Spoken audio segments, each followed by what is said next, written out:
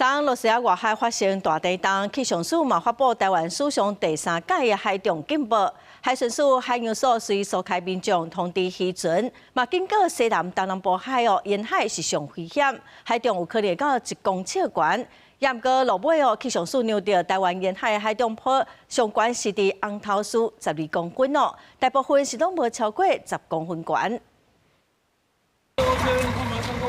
时代大包小包排队坐游览车，罗西亚勘测到半岛东部外海爆发规模8.8大地震的影响。气象署发布起加0警报，台南7个区公所专工派游览车去沿海林里来安置居民。金门成功地区小狗影是直架，达到风速5级，海洋1.5公尺悬。起加0伫下晡1点18分开始影响台湾，相关的机关也早就咧准备。及海边活动及近岸作业船只。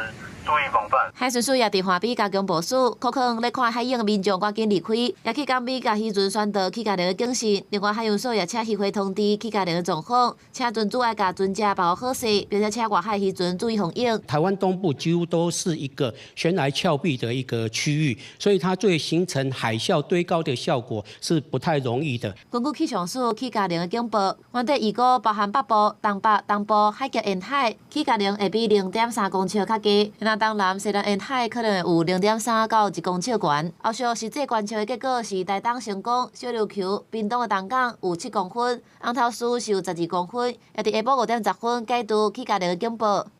2025年地震破裂的区域呢，它跟1952年破裂的区域其实看起来是相当的，所以它有可能是这个地方大概每100年左右就会发生一个比较大的华裔事件。 不过，这届地震规模有到8.8，主要刷震动位置就是伫千岛海沟。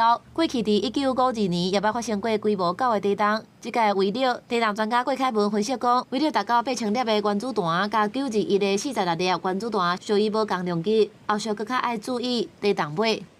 千岛海沟是一个要防范的重点，然后另外一个就是那个阿留申海沟，在加拿大温哥华那一带。